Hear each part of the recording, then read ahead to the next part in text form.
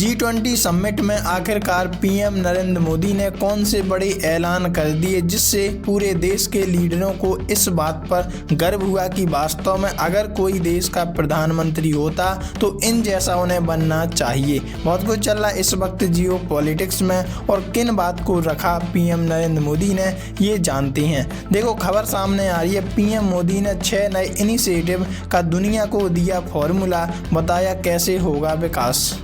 दक्षिण अफ्रीका की 3 दिवसीय यात्रा पर पहुंचे पीएम मोदी ने कहा कि अफ्रीका का विकास वैश्विक प्रगति के लिए महत्वपूर्ण है और भारत हमेशा इस महाद्वीप के एकजुटता से खड़ा है। जोहान्सबर्ग में G20 नेताओं के शिखर सम्मेलन में प्रधानमंत्री नरेंद्र मोदी ने ग्लोबल विकास के लिए 6 नए इनिशिएटिव का प्रस्ताव रखा।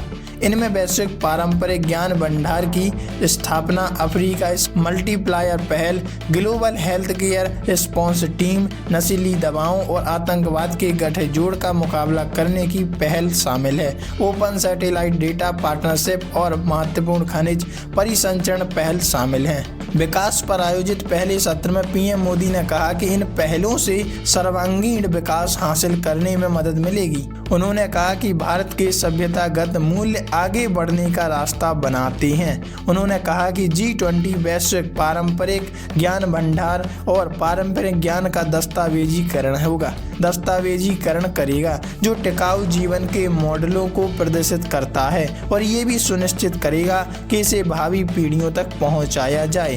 दक्षिण अफ्रीका की 3 दिवसीय यात्रा पर पीएम मोदी। प्रधानमंत्री ने शिखर सम्मेलन में कहा कि इस संबंध में भारत का इतिहास समृद्ध है। इससे हमें अपने सामूहिक ज्ञान को अच्छे स्वास्थ्य और कल्याण के लिए आगे बढ़ाने में मदद मिलेगी। दक्षिण अफ्रीका की 3 दिवसीय यात्रा पर आए पीएम मोदी ने कहा कि अफ्रीका का विकास वैश्विक प्रगति के लिए महत्वपूर्ण है और भारत हमेशा इस महाद्वीप के साथ एकजुटता से खड़ा रहा।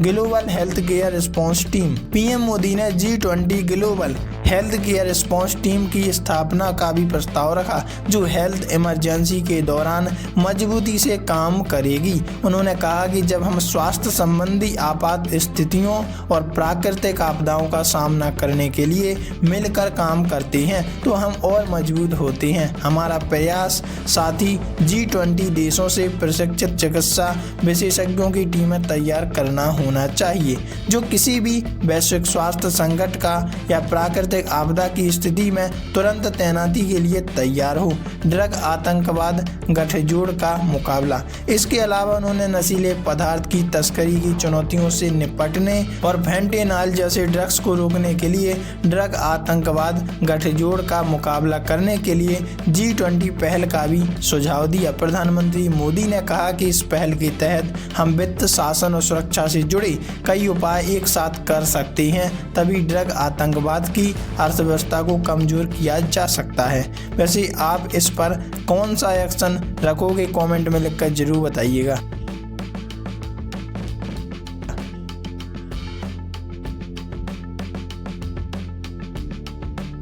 वैसे आप इस पर कौन सा एक्शन रखोगे, कमेंट में लिखकर जरूर बताइएगा।